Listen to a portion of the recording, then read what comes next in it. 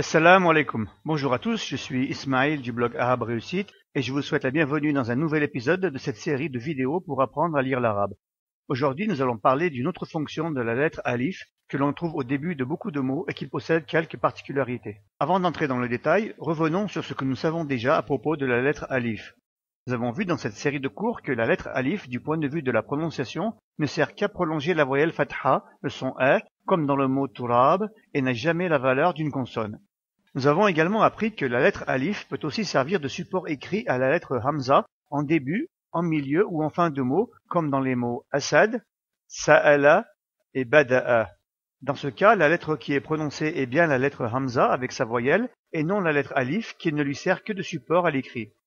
Il existe une autre utilisation écrite de la lettre alif qu'on ne trouve qu'en début de mot et qu'on appelle aliful wasl, c'est-à-dire alif de liaison.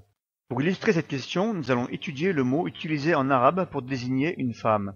En arabe, une femme se dit imra'ah, comme indiqué à la droite de l'écran.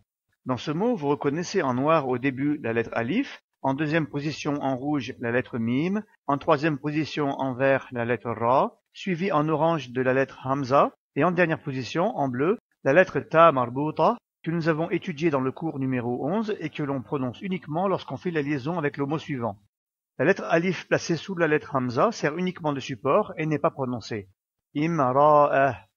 Ce qui nous intéresse aujourd'hui, c'est la lettre alif en début de mot qui est associée à la voyelle kasra, le son i. Ici, la lettre alif n'a pas pour fonction de prolonger la voyelle fatha, le son a, car elle est située en début de mot. Et d'ailleurs, pour cette raison, la lettre alif n'est jamais prononcée lorsqu'elle se trouve au début d'un mot. Elle ne sert pas non plus de support écrit à la lettre hamza, car si c'était le cas, elle serait obligatoirement indiquée.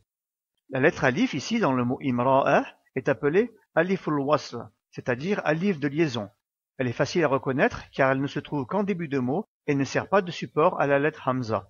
Elle précède toujours une lettre qui n'est pas associée à une voyelle, c'est-à-dire sur laquelle on peut indiquer le signe soukoun, comme c'est le cas de la lettre mim dans le mot imra'ah.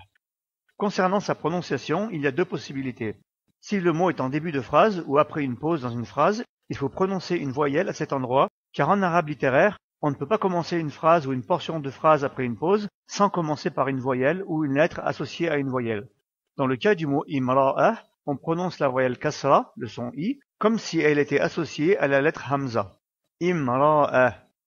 Si le mot n'est pas en début de phrase et qu'on n'a pas fait de pause à la fin du mot précédent, l'alif de liaison s'efface, aucune voyelle n'est prononcée et on passe directement à la lettre suivante. Pour illustrer cela, voyons quelques exemples. Lorsqu'on dit imra'atun wa rajul, une femme et un homme, on commence par le mot imra'a et donc on prononce bien la voyelle kasra car on ne peut pas commencer à lire ce mot par la lettre mim qui n'est pas associée à une voyelle. On lira donc bien imra'atun wa rajul. Notez qu'on prononce bien la voyelle associée au ta marbuta lorsqu'on continue la phrase. Imra'atun wa rajul. Mais si on inverse ces deux mots, cela nous donne rajulun wa imra'a, un homme et une femme. Le mot imra'a se retrouve placé après le mot wa, et dans ce cas, on peut faire la liaison, et donc on passe directement à la lettre mim, sans prononcer la voyelle kasra. Rajulun wa imra'a, et non pas rajulun wa imra'a, car il n'y a pas de hamza au début du mot imra'a.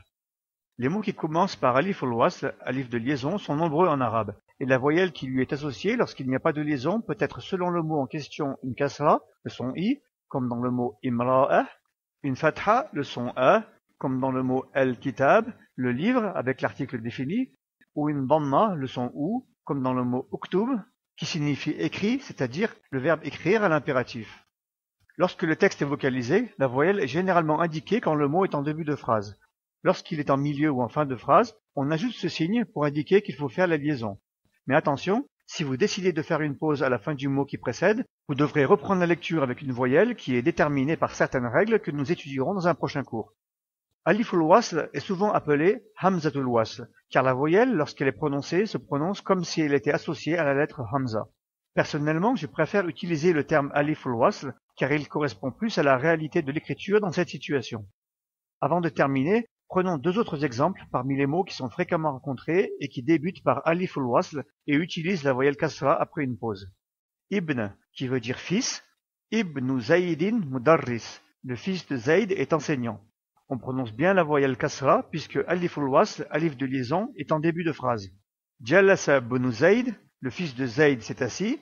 Ici, aliful wasl, alif de liaison, est en milieu de phrase, et donc on fait directement les liaisons avec la lettre suivante. Ici, la lettre ba. Jalasa bnu Zayd. Même principe avec le mot ism, qui signifie le nom. Ismi Karim. Mon nom est Karim. Ici, aliful wasl est en début de phrase, et donc on prononce la voyelle kasra. Ismi Karim. Ma smuk. Quel est ton nom? Ici, aliful wasl est en milieu de phrase, et donc on fait bien la liaison.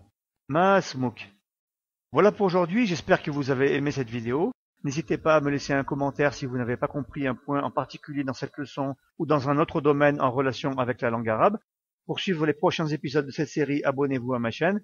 Vous pouvez retrouver tous mes articles ainsi que d'autres formations sur le blog Arabe Réussite et être tenu informé de toutes les nouveautés en vous abonnant aux comptes Facebook et Twitter dont les liens sont indiqués dans la description sous la vidéo. Wassalamu alaikum.